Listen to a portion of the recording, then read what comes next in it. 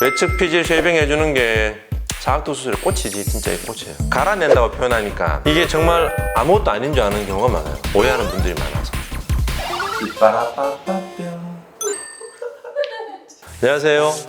고품격 안면 윤곽 전문 방송 십바뼈 김태규입니다. 근데 알아보는 사람들이 꽤 있어요. 네. 그게 이제 백화점 갔을 때 큰애랑 갔는데 유튜브 잘 보고 있어 이러는 거야. 진짜 응원할게요 이런.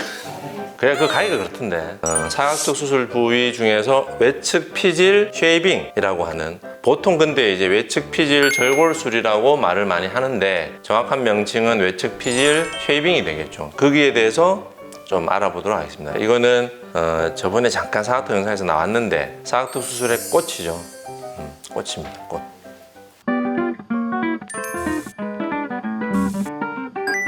외측 피질 쉐이빙이라는 거는 사각턱의 수술 방법 중에 한 가지인데, 사각턱 수술은 이렇게 아래쪽을 길이를 짧게 하는 목적이겠죠. 그 다음에 옆부분의 폭을 좁혀서 두께를 얇게 해서 정면에서 이제 슬림하게 보이는 그 두 가지인데, 그 중에서 자르는 거 말고 옆부분에 뼈의 껍질 부분을 갈아서 폭을 좀 얇게 하는 거, 그걸 외측 피질 쉐이빙이라고 합니다. 근데 이게 이제 어떤 분들이 많냐면 자르는 거를 굉장히 크고 이제 중요한 수술을 생각하고 갈아낸다고 표현하니까 이게 정말 아무것도 아닌 줄 아는 경우가 많아요. 근데 그게 안 그래. 그게 실제로는 깎아내는 거는 목적이 좀 달라요. 갈아내는 거랑. 결론은 갈아내는 게 자르는 것보다 시간이 더 걸려. 더 꼼꼼하게 하기 때문에. 그것 때문에 좀 자세히 좀 설명드리려고 굳이 따로 영상을 만든 거지. 오해하는 분들이 많아서. 이게 이제 명칭이 홈페이지도 사실은 외측 피질 절골술이라고 올라가 있어요. 절골은 말 그대로 뼈를 부러뜨리는 거거든요. 근데 쉐이빙은 갈아주는 거지. 근데 약간 우리나라 말이 조금 어감이 떨어지니까 쉐이빙을 쓰는 건데, 이렇게 생각하면 돼요. 여기 뼈를 이렇게 일단 잘랐어요. 여기서 끝내는 경우가 일단 있었고 옛날에는. 근데 이제 수술하는 사람, 원장들이나 환자들의 요구도 많아지고 스킬이 느니까 이제 이 옆부분의 폭을 줄여야 된다는 걸 알게 된 거지. 근데 초기에는 뼈를 얇게, 정말 얇게 회 뜨듯이 이 측면 부분을 이게 그냥 잘랐다고. 그러니까 절골술이라는 말이 만들어진 거예요. 물론 이 친구는 되게 작은 뼈예요. 실제는 좀 두꺼워요. 어쨌거나 그래도 이게 옆부분의 뼈를 이렇게 수직으로, 수평으로 이렇게 회 뜨듯이 잘라낸다는 게 쉬운 수술이 아니고, 그리고 정교하지가 않고 피가 많이 나거나 여러 가지 좀 단점이 있지. 그래서 어느 시점부터는 필요한 부분을 전체적으로 갈아내는 거지. 정리해보자면 외측 피질 절골술은 옛날 방법, 그리고 요즘은 갈아내는 도구를 이용해서 피질을 쉐이빙을 해준다, 이렇게 이해를 하면 돼요. 처음에 얘기했듯이 사각턱은 여기 이제 이 친구가 십시기. 지금 십시기를 보면 보통은 여기를 이렇게 자르는 걸 이걸 사각턱이라 그러잖아요, 그죠? 그러면 이게 수술의 다라고 생각하지. 이것도 물론 당연히 중요한데, 여기 측면에, 정면에서 보면 여기가 약간 턱근접 부분이 보통 볼록하게 되어 있습니다. 이 부분에 폭을 줄이는 정면 효과라고 표현을 하는데, 그걸 위해서는 이제 갈아줄 텐데, 간다고 표현하면 겨우 한 1, 2mm 갈까 말까 라고 생각하는데 그게 아닌 거야. 그럴 것 같으면 수술도 안 하고 내 이렇게 방송 나가지. 이거는 외측 피질 절골은 엄밀하게 말하면 껍질에 있는 딱딱한 부분에 뼈를 갈아내는 거예요. 그러면 두께가 그만큼은 얇아져요. 그러면 그 두께가 보통 한 3, 4mm 정도는 된다고, 사람마다. 두꺼운 경우는 한 4, 5mm 정도 되고, 그러니까 많게는 한 5mm, 6mm까지 가는 경우도 있고, 갈아주는 거니까 이게 양이 상당하죠, 사실은. 그래서 이게 효과가 굉장히 좋고, 여기에서 결과가 결판이 나는 거예요. 또 한 가지는 이 각진 부분이 사실은 메인이 되는데, 정면에서 벌어지는 타입이 있고 오므러지는 타입이 있는데, 귀 밑에 있는 이제 여기 부분이 불룩한 부분들이 있어요. 이 부분이 발달된 경우는 이제 사각턱을 실제로 밑으로 잘라내는 게 중요한 포인트가 맞고, 근데 대부분은 그거보다는 턱근 옆부분 여기 중간쯤이 발달돼 보이는 이런 사람들은 오히려 귀 밑에 있는 사각턱을 많이 자르면 안 돼요. 경우에 따라서는 사각턱 절제할 때는 귀 밑에 있는 이 사각턱을 안 자르는 경우는 있을 수는 있지만, 외측 피질을 절골이라는 거를 하지 않는 경우 사실 거의 없죠. 그래서 외측 피질 절골이 훨씬 더 중요해요. 양악이라는 것 자체를 상담하러 오는 사람들이 물어볼 때, 그러면 저 이거 양악해야 되나 이렇게 물어보는 경우가 많아요. 그래서 지난번에 양악하고 윤곽을 같이 해서는 안 된다, 안 하는 게 좋다는 식으로 제가 영상을 찍은 게 있는데, 이렇게 말한 가장 큰 이유가 외측 피질 쉐이빙을 못한다는 것 때문입니다. 양악을 하면 같이 못한다는 거지. 그러니까 다른 치과 선생님이 방송을 한 걸 본 적이 있어요. 물론 양악 하시는 분이던데, 그 선생님 하는 얘기는 이제 이거지. 양악 수술이라는 거는 방법 크게 두 가지가 있어요. 그러니까 이걸 뼈를 이렇게 수직으로 아예 잘라버리는, 게 있고 딱 둘로 쪼개는 방법이 있는데 뒤쪽의 뼈를 이렇게 자르는 경우에는 외측 피질 절골을 할 수도 있다 라고 방송하면서 넘어가 버린 거야. 물론 틀린 얘기는 아닌데 이 뒤쪽을 절개하는 방법은 여러 가지 이유 때문에 안 한다고 보시면 돼요. 고정하는 걸 원칙으로 해요. 당연히. 그래야지 정교한 수술이 되고 정확한 예측이 되니까 회복도 빠르고. 그래서 그 방송만 보면은 마치 양악하면서도 이제 외측 피질 절골을 같이 할 수 있으니까 이렇게 오해를 할 수 있는데 그러면 안 된다고 하죠. 이게 좀 더 구체적으로 설명하자면 왜 양악을 하면 외측 피질 절골을 할 수 없냐면 뼈가 이렇게 잘려져 있어요. 이게 무슨 얘기냐면 뼈를 이렇게 자르는 게 아니고 딱 짜게는 거예요. 내가 그걸 한번 가져와봤는데 그 웨하스 어디 갔나? 요게 이렇게 뼈를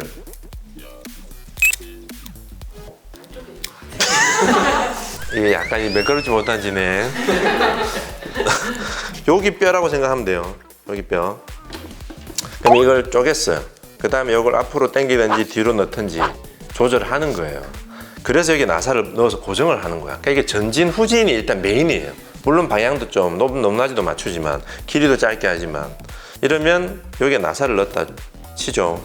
뼈 위에 나사가 이렇게 들어가게 됩니다. 찡박듯이 박는 경우도 물론 있고 이렇게 되면 이 부분의 뼈를 갈아낼 수가 없어요. 당연히 못 갑니다. 그죠? 못 갈아요. 두 가지가 되겠지. 오히려 두꺼워지거나 나사나 플레이트를 넣어서 두께가 증가되거나 이게 양악하면서 외측을 못하는 근본적인 원인이에요. 양악은 양악으로 끝내고 필요한 경우 사각턱은 따로 하는 게 사실은 맞아요. 근데 보통 같이 한다고 얘기하면서 이제 하지. 근데 그거는 그냥 일종의 신용만 내는 거가 되겠죠. 그죠? 사각턱을 하는 방법 중에 귀리 사각턱 절개를 이용한 수술 방법이 있어요. 이건 이제 수면 마취를 이용해서 보통 한다고 하는데 이 사각턱이 이렇게 있잖아요.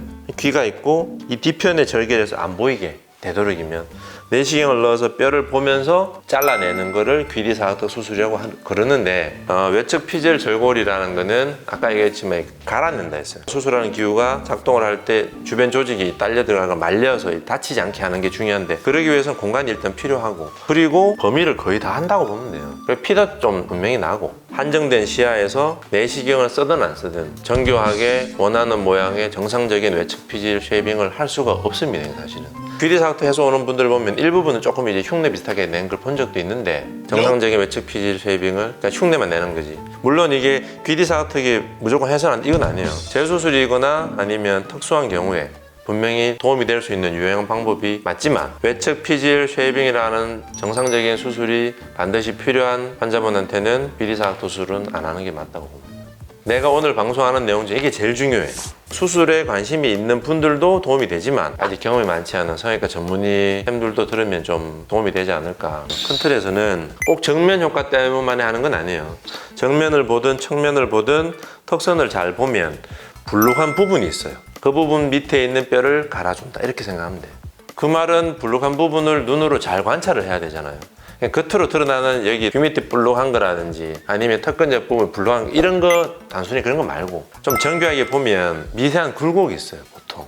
근데 이게 겉으로 불룩한 사람이 있고 안 그런 사람이 있는 거예요. 겉으로 불룩한 부분을 밑으로 이제 뼈를 들어가서 손으로 만져보면 그 부분은 반드시 불룩하거든요. 그 부분을 주변과 평탄하게 갈아주는 게 기본 원칙입니다. 귀 밑에 불룩하거나 아니면 중간에 꺼져 있는 부분도 있고 굴곡이 있거나 울퉁불퉁하게 튀어나오거나 재수술하는 경우가 좀 그런 경우 오히려 많고 그 다음에 아까 얘기했듯이 양악한 경우에 나사를 넣었다거나 아니면 뭐 기타 이유로 인해서 특정 부위가 불룩해져 있는 경우가 많아요. 그럴 때는 그 부위가 딱 정확한 수술 부위. 이것도 이제 궁금해하는 분들이 많아요. 저번에 얘기했지만 뼈는 바게트 빵하고 비슷하다 했어요. 그죠? 딱딱한 껍질이 있고 안에는 퍼석퍼석한 빵이 있잖아요. 뼈도 똑같아요. 겉부분에 딱딱한 껍질이 있고 안에는 퍼석퍼석한 뼈가 있는 거예요. 그 퍼석퍼석한 뼈 속에 이렇게 보면 치아에 뿌리도 있을 거고 그 다음에 신경도 당연히 지나가죠. 또 경우에 따라서는 사랑니가 안에 박혀 있을 수도 있잖아요. 안 자르거나. 이게 일단은 뼈 속에 다 들어가 있는 거예요. 근데 외측 피질 쉐이빙이라는 거는 딱딱한 껍질만 갈아내는 거기 때문에 안에 있는 이게 다칠 일은 없지. 외측 피질 쉐이빙이라는 거 어디까지 하는 게 원칙이냐? 모든 수술은 이렇게 생각하면 됩니다. 예측 가능한 범위까지를 하는 걸 원칙으로 해요. 그러니까 딱딱한 뼈를 갈아내요. 딱딱한 뼈가 끝날 때쯤 되면 이제 퍼석퍼석한 뼈가 나오기 시작하면 그때 수술 멈추는 거예요. 이유는 굴곡이 오히려 더 생길 수도 있고 예측 가능하지 않고 피가 또 많이 나. 그리고 푹 꺼지거나 오히려 더 미용적으로 나빠지지. 그래서 그것까지만 딱 수술을 하는 거예요. 이걸 하게 된 중요한 이유 두 번째가 딱 이거예요. 침샘. 침샘이라는 거는 귀 앞부분에서부터 귀 밑을 거쳐서 이렇게 귀 뒤까지 불룩한 분들이 있어요. 근데 여기가 불룩한 분들은 사실은 이게 참 미용적으로 교정하기가 힘들어요. 침샘이 큰 거죠. 이거는 안에 신경이 많이 지나가고 또 침샘을 자르게 되면 침이 안 나오겠죠, 그죠? 뭐 여러 가지 이유 때문에 미용적으로는 하지 않아요. 이런 경우에는 뭐 보톡스 같은 걸 맞기도 하지만 보톡스라는 건 어차피 일시적인 효과고, 근데 참 다행히도 귀 밑에 침샘이 불룩한 사람들은 뼈 수술할 때 이 부분을 어느 정도 좀 다듬을 수가 있어요. 손으로 만져보면 쳐다보면 봐봐요. 여기 하나 불룩하잖아, 그죠?